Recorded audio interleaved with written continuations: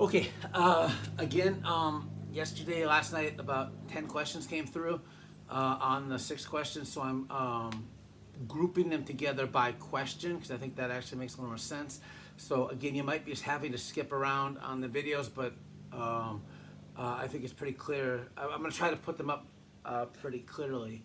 The 5, B, and C and D. Absolute min. When will there be an absolute max and min?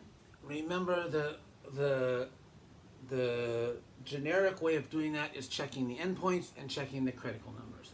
So in this particular case, if I'm looking for the absolute min, I gotta check 0 and 2 pi, and then you gotta know some trig here, okay? This is this is tricky because of the trig, I think, for some people. So you take the derivative, first times derivative of the second plus second times derivative of the first, factor out the e to the x. Now, it's important to remember that e to the x is never going to be 0, so it's actually not part of the question. The question is, when will cosine equal sine?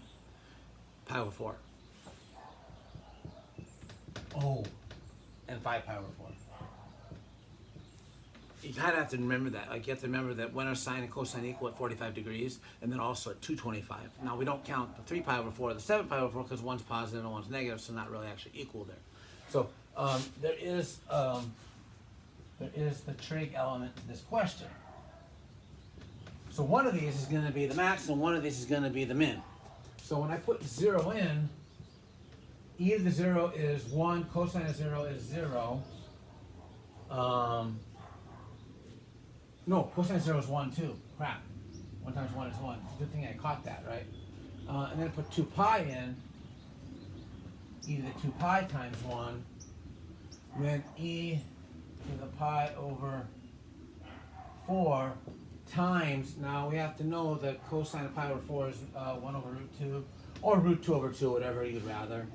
And then 5 pi over 4 is e to the 5 pi over 4 times negative 1. Now, here's where they did us a bit of a favor. There's only one negative one, so it's got to be the minimum. We don't have to kind of figure out what those actual numbers are for the rest of them. I'm pretty sure that's the biggest one. But there it is. The absolute min is at pi over 4. And do they want, they wanted the actual value. So e to the 5 pi over 4 over root 2 negative. That is the absolute min. So again, remember, absolute max or min questions, you got to check the endpoints, you got to check when the derivative is equal to 0. Couple of tricks on this one you have to remember is e to the x is never 0. Just a reminder, e to the x is never 0, and e to the negative x is never 0 either. So you can kind of toss it and just ask yourself that. And then you do have to remember the trig. When is the cosine going to equal the sine? So that you get the cosine minus sine is 0. You got to know that's pi over 4 and 5 pi over 4. Then you have to check them, and then it turns out that 3 of them are positive and 1's negative, so that does help us. Okay, the D question.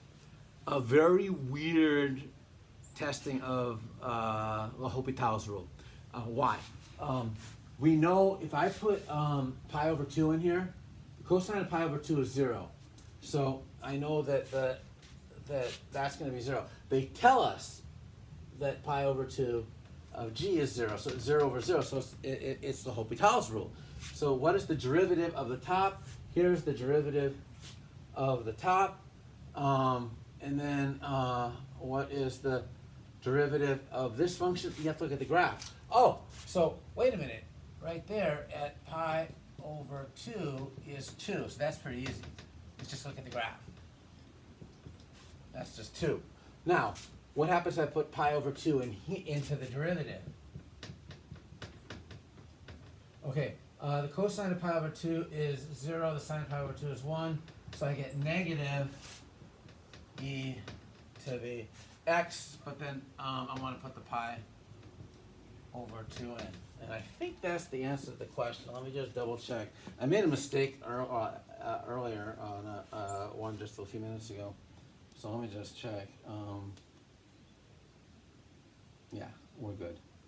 There it is. So again, the key to this question is to recognize that both f at pi over 2 and g at pi over 2 are 0 over 0, which means I needed the derivative. Now, it turns out that they gave us the derivative graph, so I could just look at that and get the 2. And over here, we had to take the derivative earlier. Now, we didn't actually figure out pi over 2, but we could use that and realize that sine of pi over 2 is 1, cosine of pi over 2 is 0, so I get a negative 1 times e to the x, and then put the pi over 2 into that question. Okie doke.